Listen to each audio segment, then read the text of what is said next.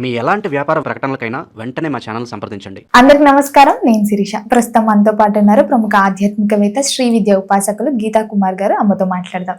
నమస్తే అమ్మా. శ్రీమాత్రే నమః. నమస్తే అమ్మా. అమ్మ, పండగ వాతావరణం మొదలైపోయింది. ఆల్రెడీ మనం భోగి గురించి ఒక వీడియో చేస్తాం. సో ఇప్పుడు సంక్రాంతి కనుమ.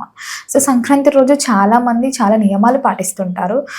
ముఖ్యంగా చూసుకుంటే కొత్త వస్త్రాలు ధరిస్తారు. కొత్తగా ఇల్లంతా సందడిగా ఉంటుంది. ఆ రోజు ఆ పండుగ వైబే వేరు అసలు. సో ముఖ్యంగా కనుమ రోజు నాన్ వెజ్ కొంతమంది తింటారు, కొంతమంది తినరు. ఆ రోజు కనుమ రోజు ఎక్కువ జంతువులకి, పశువులకి ఎక్కువ పూజలు చేయాలంటారు. సో మరి సంక్రాంతి రోజు ఏం చేయాలి, కనుమ రోజు ఏం చేయాలా, ఆ మంచి రోజుల్ని మనం ఎలా ఉపయోగించుకోవచ్చు అంటారు? మీరు అన్నట్టు నిజమే, చాలా చాలా మంచి రోజులు. ఎందుకంటే సూర్య ఆరాధన చేసే రోజులు ఇవి. మనకి రథసప్తమి రోజు ఎలా అయితే సూర్య ఆరాధన చేస్తామో ఈ 3 రోజులు కూడా మనం సూర్య ఆరాధన చేస్తాం. ఎప్పుడైతే మనము తెలుసుకోవాల్సిన విషయం ఏంటంటే, మనకి కనిపిస్తున్న దైవానికి మనం ఆరాధన చేస్తున్న పండుగ ఇది. అలాంటి పండుగని ప్రతి ఒక్కరూ జరుపుకోవాలి. దీంట్లో అంతా సూర్యుడి ఆరాధనే ఉండేది. అన్ని సూర్యోదయానికి మునిపి అయిపోవాలి. మనం భోగి ఎలా చేసుకోవాలో చెప్పుకున్నాం. ఇప్పుడు సంక్రాంతి. అసలు సంక్రాంతి అంటే ఏంటి? పాడి పంట, కొత్త ధాన్యాలు వస్తాయి, కొత్త పంట వస్తుంది. ముఖ్యంగా రైతుల హడావిడి ఉంటుంది. బాగా మనం ఆలోచిస్తే మన శాస్త్రంలో ఇది చివరి పండుగ. మనకి సంవత్సరంలో మన శాస్త్రంలో చెప్పబడింది ఏంటి? ఇది చివరి పండుగ సంవత్సరానికి అని. మనకి ఉగాది నుండి సంవత్సరం స్టార్ట్ అవుతుంది, కొత్త సంవత్సరం. ఈ పండుగతో ఎండ్ అవుతుంది. మనకి ఇంకా దీని తర్వాత ఏం పెద్ద పండుగలు ఏం లేవు. ఉగాది వస్తుంది తర్వాత, అంతే కదా. అవును. ఇక్కడ ఆలోచించాల్సిన విషయం ఏమంటే, ఉగాది రోజు మనం షడ్రుచులతో మొదలు పెడతాం సంవత్సరాన్ని. అంటే ఈ సంవత్సర కాలం అన్నీ ఉంటాయి మనకి. చేదు, తీపి, వగరు, పులుపు, ఇలా అన్నీ ఉంటాయి. కారం. మనం జీవి ఈ సంవత్సర కాలము కష్టపడితే సంక్రాంతికి ఏం తింటారు? పిండి వంటలు, అంత స్వీట్ మయం. అవునా కదా? ఎక్కువ పిండి వంటలు అంతా స్వీటే, ఆల్మోస్ట్ స్వీటే. ఇలా మనం ఉగాది నుండి కష్టపడితే మనకు సంక్రాంతికి స్వీట్ తింటాం. ఏ మనిషి అయినా కూడా కష్టపడి ముందుకు వెళ్తే మనకి చివరికి అమృతం లభిస్తుంది. దీనికి ఇది అర్థం. సంక్రాంతి రోజు ఏం చేయాలి? సంక్రాంతి రోజు ఏం చేయాలంటే, ఉదయాన్నే సూర్యోదయానికి మునిపే లేయాలి. లేచి స్నానాధికాలన్నీ అయిపోగొట్టుకోవాలి. అయిపోయిన తర్వాత 6 నుండి 8 లోపు పొంగల్ చేయాలి. సూర్య భగవానుడికి పొంగల్ నివేదన చేస్తాం ఆ రోజు. పొంగల్ ఎలా చేయాలి అని అంటే, కొంతమంది పల్లెటూరులో ఉండేటోళ్ళు చేస్తారు, సూర్యుడికి ఎదురుగా పొయ్యి పెట్టి. అలా ఇప్పుడు అంతా అపార్ట్మెంట్ కల్చర్, అవైలబిలిటీ ఉండదు సిటీస్లో ఉన్నోళ్ళు. ఇంకా వాళ్ళ ఇంట్లోనే సూర్యభగవానుడు ఉండాలని మనం భావించాలి ఆ రోజుకి. పొంగల్లోకి బెల్లం అది మనం వేస్తాం కదా, బెల్లం లేకోకున్నట్టు డైరెక్ట్గా చెరుకు రసం వేస్తే చాలా మంచిది. బెల్లానికి బదులు ఎందుకు చెరుకు రసమే అని చెప్తాము? చెరుకు అనేది అతి మధురమైన పదార్థం అన్ని పదార్థాలకెల్లా చెప్పాలంటే. ఎందుకంటే ఒక్కొక్కటి ఒక్కొక్క టైప్లో ఉంటుంది రుచి, కానీ చెరుకు అలా ఉండదు. చెరుకు అంటే స్వీట్నెస్. అది నువ్వు కట్ చెయ్యి స్వీటే ఇస్తుంది, క్రష్ చెయ్యి స్వీటే ఇస్తుంది, జ్యూస్ చెయ్యి స్వీటే ఇస్తుంది. అలా స్వీట్ అది టోటల్గా. అమ్మవారి చేతిలో చెరుకు గడను కూడా పట్టుకొని ఉంటుంది, లలితా పరాభట్టారిక. అది మనసుకు సంబంధం. చెరుకు అంటే మన మనసుకు సంబంధం. మన మనస్సు కూడా అలా ఉండాలి. మనుషులు అంత స్వీట్గా ఉండాలి, స్వీట్నెస్తో నిండి ఉండాలి, దయా హృదయంతో ఉండాలి అని చెరుకు మనం సంకేతంగా భావిస్తాం. అలాంటి చెరుకు రసమే డైరెక్ట్గా పొంగల్లో వేస్తే చాలా మంచిది. దాన్ని అందరూ సేవించినా కూడా. సూర్యుడు వచ్చే టైంకంతా పొంగలి వండేసి సూర్య భగవానుడికి ఫస్ట్ నివేదన చేయాలి. నివేదన చేసి తర్వాత దేవుడి గుట్లో అందరు గృహస్థులు పూజ చేసుకుంటారు. శివలింగం ఉండేవాళ్ళు శివుడికి నెయ్యితో చేయాలి అభిషేకం. ఫస్ట్ గడ్డగట్టిన నెయ్యి శివలింగం పైన పెట్టాలి. తర్వాత నెయ్యి కాచేసి దాన్ని కాచిన నెయ్యిని చల్లార్చిన తర్వాత శివుడితో దానికి అభిషేకం చేయాలి. శివుడికి అభిషేకం అయిన తర్వాత నిత్య పూజ చేస్తాం, నైవేద్యం పెడతాం, పొంగలే పెడతారు. ఇక పిండి వంటలు ఇంకెన్నైనా చేసుకోవచ్చు, కానీ పొంగలి మస్ట్ ఆ రోజు. పొంగల్ చేస్తాం, కంపల్సరీ పెట్టాలి. ఇది పూజా విధానం అంతా అయిపోతుంది. సూర్య భగవానుడికి నివేదన చేస్తాం, దాన్ని స్వీకరిస్తాం. ఎందుకు సూర్య భగవానుడికి ఆ రోజు నివేదన చేయాలి అంటే, ఉత్తరాయణం మొదలు చీకటి నుండి వెలుగులోకి వచ్చాం, దాని తర్వాత ఆయన కనిపించే దైవం, ఆయన డైరెక్ట్ గా ప్రసాదాన్ని స్వీకరిస్తారు, ఇవన్నీ ఉన్నాయి మనకి. దీనివల్ల సూర్య భగవానుడికి నివేదన చేయాలి అని చెప్తాం. సూర్యుడిదే పండగ ఇది ఇంకా చెప్పాలంటే. తర్వాత సాయంత్రం ఏంటి విశేషము అంటే, మనకి మకర జ్యోతి వస్తుంది. అవును, మకర జ్యోతి శబరిమలకి వెళ్తారు స్వాములు, దీక్ష తీసుకొని అంతా వెళ్ళి అక్కడ మకర జ్యోతి దర్శనం చేసుకుంటారు. మకర జ్యోతి ఎలా వస్తుంది అంటే, ఆగ్నేయానికి తూర్పుకి మధ్యలో 6 గంటల కంటే కరెక్ట్గా సూర్యుడు డౌన్ అయ్యేటప్పుడు, అస్తమించేటప్పుడు జ్యోతి పుడుతుంది. ఇది అందరికీ కనపడదు, కనిపించిన వాళ్ళు ధన్యులు. అమ్మ, కానీ మనకు టీవీలలో కూడా చూపిస్తుంటారు కదా మకర జ్యోతి కనిపిస్తుంది అని. మరి అదంతా నిజం కాదా? కనిపిస్తుంది, కానీ ఇప్పుడు మనకి కెమెరాస్ వచ్చినాయి, ఇవన్నీ ద్వారా మనం తెలుసుకుంటాం. పూర్వం అయితే అందరికి కనిపించేది కాదు కదా, డైరెక్ట్ గా పోయి ఎవరో చూసిన వాళ్ళు కొంతమంది, కానీ రాదు లేదు అని కొంతమంది వాదిస్తుంటారు. అది తప్పు. ఖచ్చితంగా మకర జ్యోతి వస్తుంది ఆ రోజు, ఆకాశంలో పుడుతుంది, కొన్ని సెకండ్లు ఉంటుంది. మనం చూడాలని గంటలు ఉండదు కదా మకర జ్యోతి, అది కొన్ని సెకండ్లు ఉంటుంది. ఇప్పుడు దానికి సంకేతంగా భావించే మళ్ళీ కొండపైన కర్పూరం వెలిగించడము ఇదంతా చేస్తారు. అంటే జ్యోతికి సంకేతంగానే కర్పూరం వెలిగించేది, కానీ అది లేదు అనుకోవడం తప్పు. మకర జ్యోతి ఉంది, ఆ దర్శనం చేసుకున్న వాళ్ళు చాలా మంది ఉన్నారు. ఎప్పుడైతే ఒక వ్యక్తి మకర జ్యోతి దర్శనాన్ని చేసుకుంటాడో, ఆ వ్యక్తి యొక్క సంచిత కర్మ, ఒక జన్మ సంచిత కర్మ అంతా తొలగిపోతుంది. అంత విశిష్టత ఉంది మకర జ్యోతికి. ఖచ్చితంగా వీలైతే కొంచెం కొండ ప్రాంతంలో ఉండే వాళ్ళు ట్రై చేయొచ్చు చూడడానికి. మనకంటూ స్వామి దయ అవైలబిలిటీ ఉంటే చూస్తాం, లేదంటే లేదు. ఈ జ్యోతి దర్శనం అయిపోతుంది. అయిపోయిన తర్వాత మళ్ళీ మనం నిత్య పూజ, అనుష్ఠాన పరులు, సాధకులు, ఉపాసకులు అయితే వాళ్ళ అనుష్ఠానం పూజ చేసుకుంటారు, గృహస్థులు అయితే వాళ్ళ గృహంలో పూజ నియమం ఏది ఉంటే అది చేసుకుంటారు. జ్యోతి దర్శనం అయిపోయిన తర్వాత సంక్రాంతి రోజు చేయవలసిన దానాలు ఏంటి?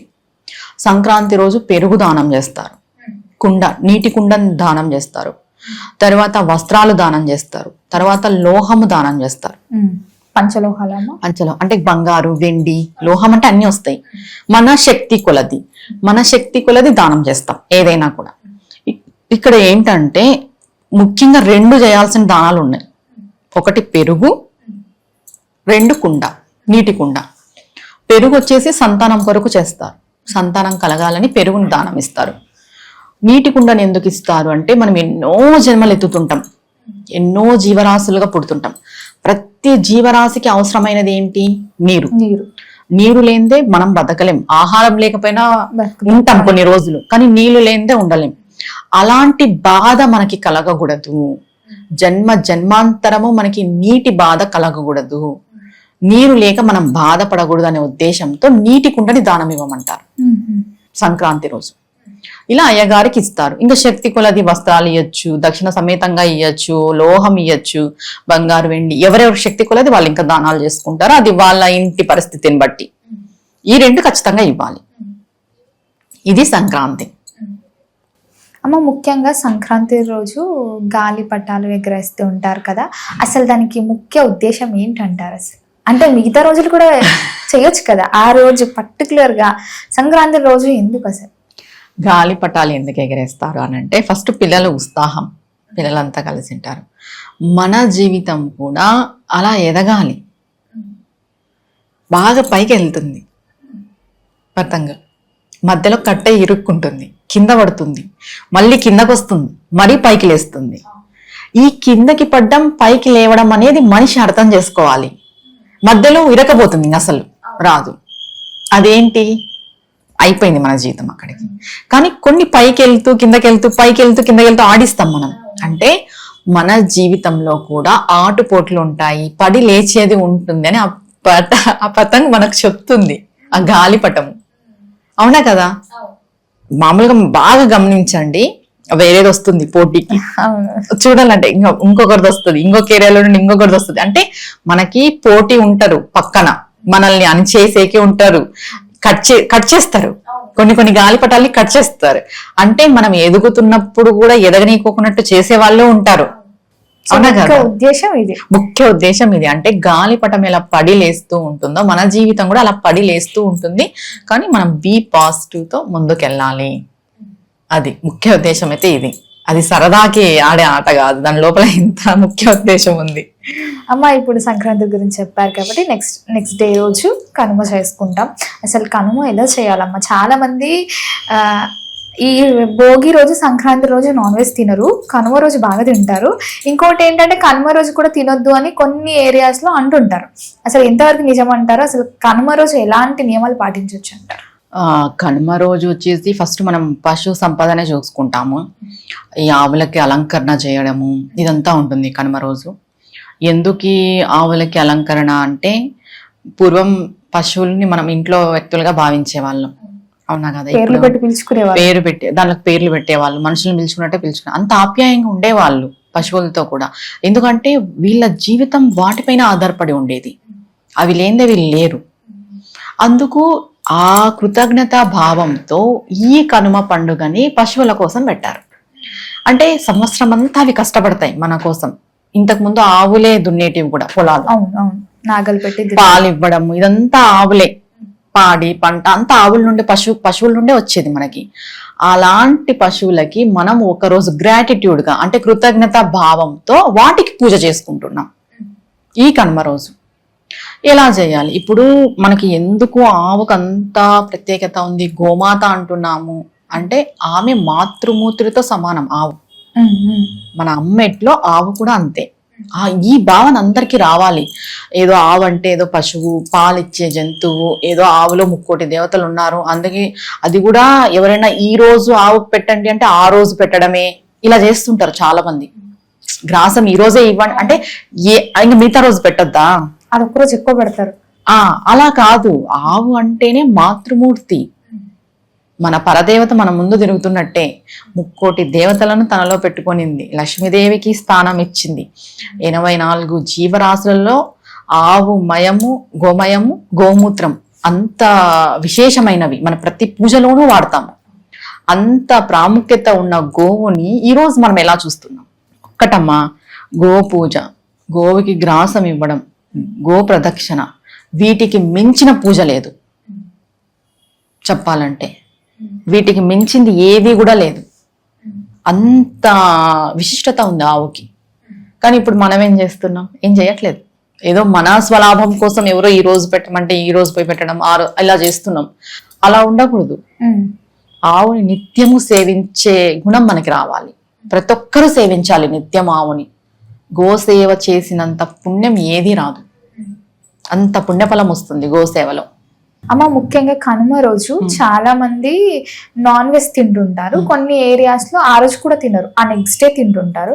సో అసలు తినొచ్చా, తినొద్దు అంటారు? ఈ నాన్ వెజ్ తినడం అనేది ప్రాంతీయం బట్టి ఉంటది.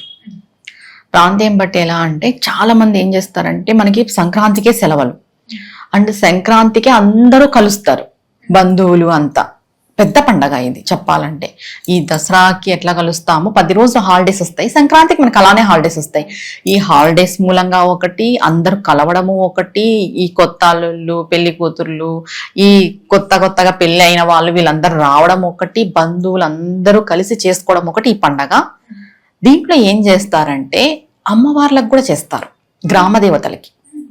ఈ గ్రామ దేవతలకి చేయడం ద్వారా వాళ్ళ ప్రాంతీయం బట్టి గ్రామ దేవతలకు కూడా చేస్తారు నాన్ వెజ్, ఈ కోళ్ళు ఇవ్వడం అలాంటివి.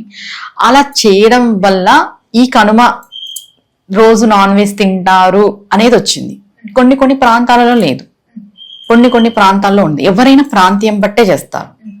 అవునా కదా? ఈ కనుమ రోజు ప్రయాణాలు కూడా చేయకూడదు అంటారు చాలా వరకు. మంచిది కాదు అని. ఎందుకు మంచిది కాదు అంటారంటే పండగ అప్పుడే అయిపోయి ఉంటుంది, మనం ఇంకా పండగ వాతావరణంలోనే ఉంటాము. కొన్ని ఊర్లలో ఈ గ్రామ దేవతలకి పూజలు చేస్తుంటారు కనుమ రోజు. పండగ అయిపోయిన తర్వాత, ఉగాది అయిపోయిన తర్వాత కూడా చేస్తారు. ఇలా కనుమల రోజు గ్రామ దేవతలకి ఏ ప్రాంతంలో అయితే పూజలు చేస్తారో ఆ ప్రాంతంలో పొలిమేర దాటకూడదు. అలా మనకి ఏం చెప్తారు, పండగ అయిపోయిన మరుసటి రోజు ప్రయాణం చేయకూడదు అని చెప్తారు. అమ్మ ముఖ్యంగా ఆ రోజు మనము జంతువులకి పూజ చేయాలి ఆవుకి అన్నారు కాబట్టి ముఖ్యంగా మరి ఆ రోజు ఎలాంటి దాన ధర్మాలు చేయొచ్చు అంటారు పుణ్యం కోసం? సంక్రాంతి రోజే దాన ధర్మాలని చెప్పాం మనం. సంక్రాంతి రోజు చేసుకునేటివి. ఆ రోజు ప్రతి ఒక్కరు ఆవుకి గ్రాసం పెట్టండి. కనుమ రోజు. కనుమ రోజు మీ చుట్టుపక్కల గోశాలలు ఉంటాయి కదా, ఆ రోజే అని కాదు, మీకు ఎప్పుడు కుదిరితే అప్పుడు ఆవుకి గ్రాసం పెట్టడం వల్ల చాలా మంచిది. చాలా అంటే చాలా మంచిది. కానీ ఇంకా ఆ రోజు మనం ప్రత్యేకించి పశువులకు పూజ చేసుకుంటాం కాబట్టి, కానీ ఆ రోజే అందరిపై పెట్టడం వల్ల వాటికి ఎక్కువైపోతుంది గ్రాసం చెప్పాలంటే. నిజం, అవునా కదా? అంటే మనం ఎలా ఉన్నాము అంటే, ఈ రోజు ఇది చెయ్యాలి అని అంటే మొత్తం ప్రపంచం అంతా ఆ రోజే చేస్తుంది. ఎక్కువ అతివృష్టి అనావృష్టి అంటాం కదా, అలా అయిపోతుంది పరిస్థితి. అలా కాకోకున్నట్టు ఎప్పుడు వీలుంటే అప్పుడు ఆవుకి గ్రాసం సమర్పిస్తే చాలా చాలా మంచిది. అమ్మ, మొత్తం మీద సంక్రాంతి రోజు ఏం చేయాలి, కనుమ రోజు ఏం చేయాలి, అసలు మాకు తెలియని ఎన్నో విషయాలు చెప్పారు. ధన్యవాదాలు. నమస్తే అమ్మా.